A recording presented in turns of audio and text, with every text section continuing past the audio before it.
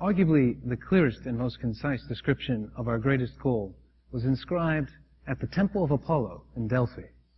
Gnoti Sefton. Know thyself. Nobody knows who said it first, and nobody knows who had the smarts to actually put it on that temple. But it's been so long since then that we can naturally now ask, are we there yet? Do we yet know ourselves? Some in neuroscience and artificial intelligence think we do, in fact, know ourselves, or at least maybe pretty close to it. Thankfully, these words from Richard Feynman's last chalkboard serve to remind us that what we cannot create, we just don't understand.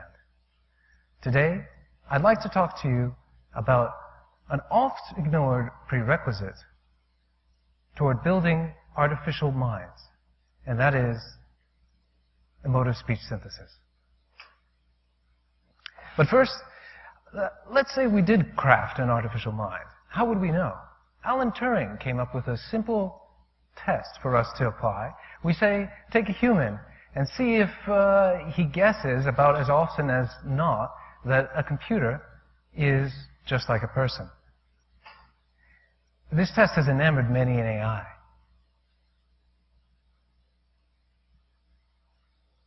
And so, from chatbot to chatbot, programs have increasingly succeeded to bring the textual banter of the machine closer to that of a human. But we're decades in now, and machines really don't get what we want to talk about. Why? Well, computers, as we've designed them so far, are heuristic engines. That is, they find stuff that matches patterns.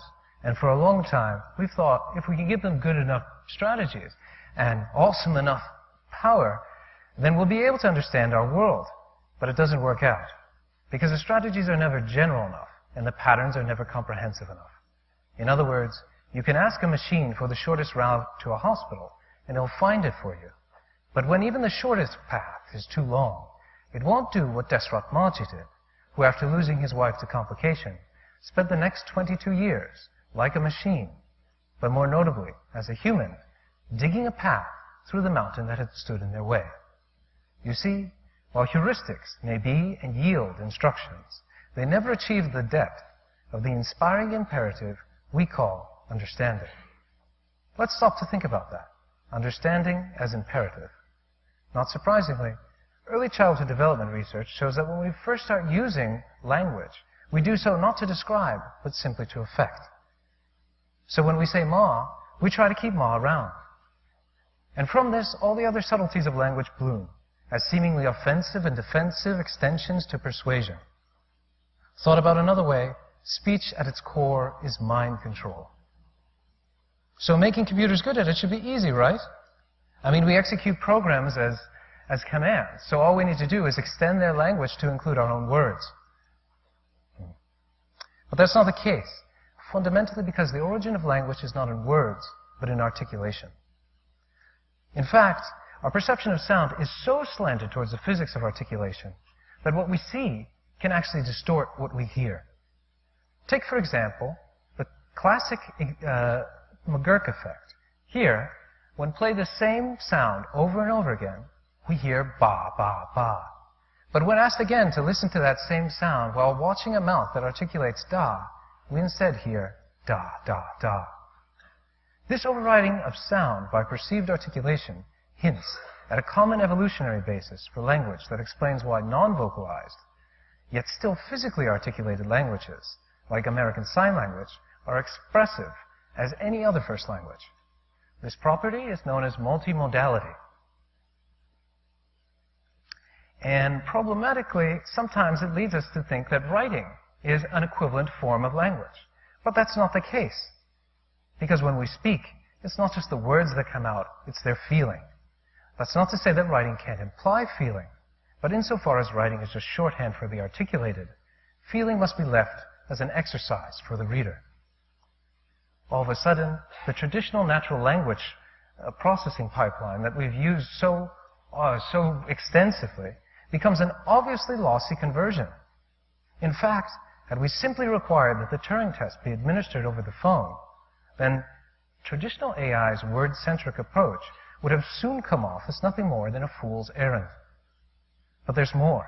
If articulation is the basis of human language, and understanding is an imperative, then what we've identified is a true API to the mind. One where the foundations for externalized macros are rooted in not just what we say, but how we say it. Now, computerized voices are nothing new. Even the first Macintosh introduced itself by saying hi.